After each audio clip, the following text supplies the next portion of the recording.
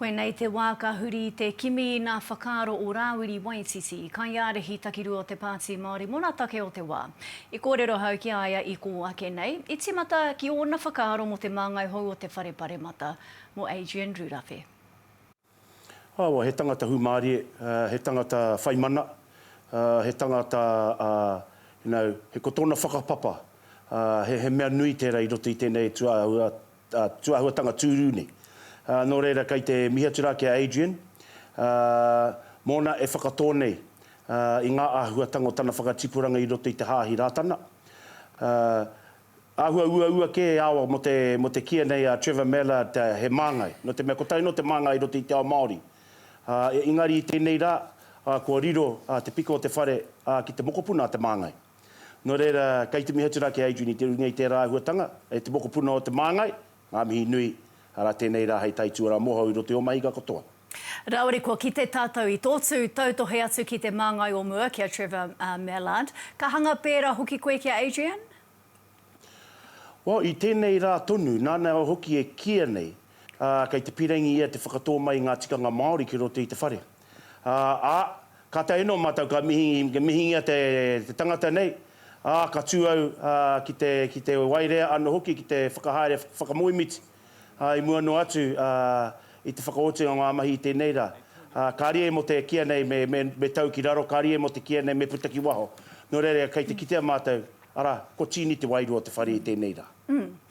Nā, ki te tahi atu take, he aha o whakaaro mo te poro tehi i arahi nei Brian Tāmaki ki Paremata ina nahi nei. O whakaaro mo ana whakahe ki te kāwanatanga? Karua te hunga nei e whakahea nei te kāwanatanga. Ko tāku ka roa nei ngā iwi e poro tehi ki runga i ngā papa o Paremata. Koe na hoki o ku whakaaro. Kia whakawātea te papa hei wāhi poro tehi ma ngā iwi. Me te mea hoki i whakatutiki ai i o rātou tūmanako hanga ka reo mohio. Kai a rātou tēnā whakautu.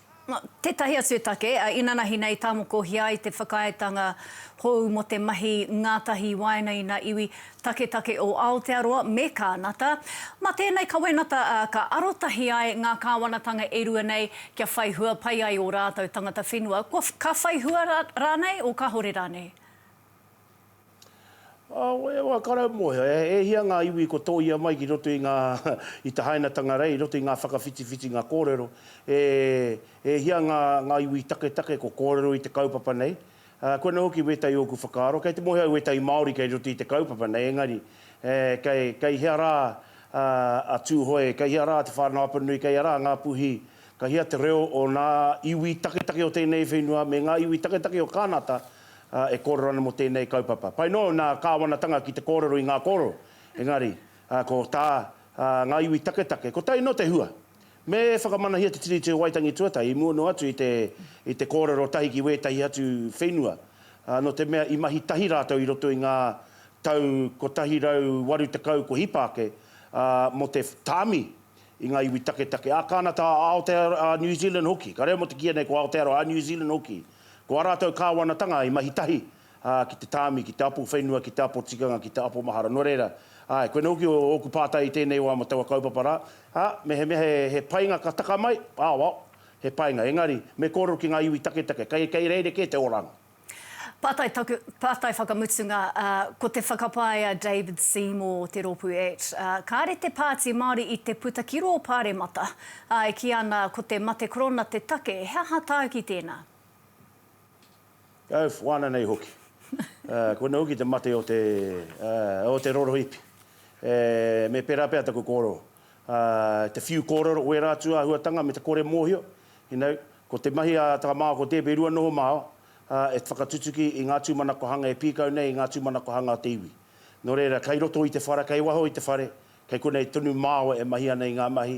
I haere marunga ipurangi te Paremata, i roto i ngā kara whero me te karaka, Virtual Parliament, kei te tūtonu te rātua huatanga, kia tare noki māua te mahi ngā mahi kei waho i te whare, me te whakatutuki ngā mahi ki roto i te whare.